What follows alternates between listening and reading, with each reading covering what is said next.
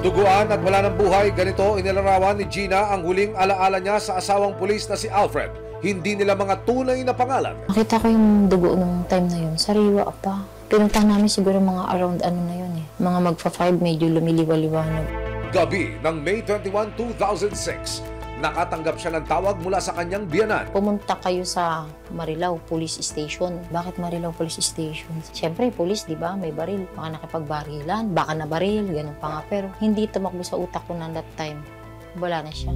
Nang makarating sa police station, dito na sinabi ng mga pulis kay Gina ang malagim na sinapit ng kanyang asawa. Ayon sa investigasyon ng mga otoridad, dead on the spot ang biktima matapos magtamo ng mga palo sa kanyang ulo.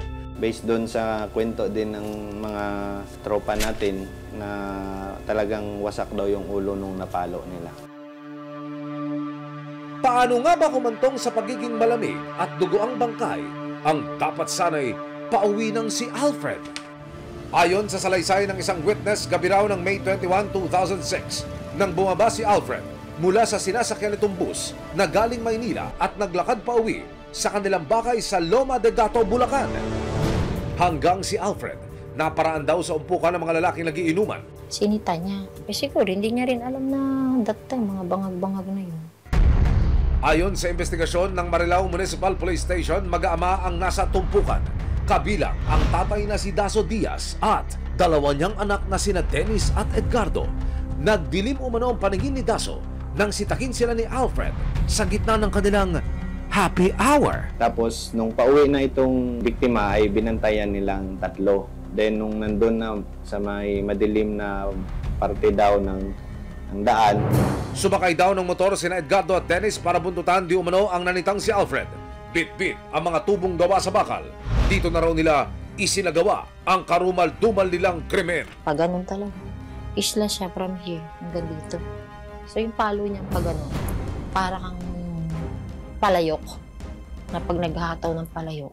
Ayon sa death certificate ng biktima, nagtabo si Alfred ng intracranial hemorrhage o internal bleeding due to blunt traumatic injuries to the head. Dahil maagang nabiyuda na iwan kay Gina ang tatlo nilang mga anak na nooy siyam, 10 at 12 taong gulang pa lamang. Andun ako sa state na nung bumalik ako doon sa katotohanan na paano ko bubuhayin yung mga anak ko. Kwento ng isa sa mga naulilang anak ni Alfred, kahit 2 dekada na ang lumipas, hinahanap pa rin niya ang kalinga ng isang ama. Hindi na pala uuwi yung papa ko kahit kailan. Kahit nagkakaedad ka na eh, nagdadalaga ka, hahanapin mo pa rin yung alaga ng papa mo talaga. Isang taon matapos ang krimen, July 17, 2007, naibaba ang warrant of arrest laban sa magkapatid na sina Dennis at Edgardo at sa ama nilang si Daso. Pero mag-ama, naglaho na raw na parang bula. Masyado din silang particular doon sa pagtatago nila siguro na malayo sa lugar kung saan nangyari ang insidente at kung saan sila merong kaso para at least doon sa mga lugar na medyo limited lang yung tao na nakakakilala sa kanila. Sa patuloy na pagtuntol ng mga otoridad sa mga suspect January 2025, halos 2 dekada na ang lumipas, nakatanggap ang Criminal Investigation and Detection Group, Pampanga Field Unit ng isang tip mula sa isang informant.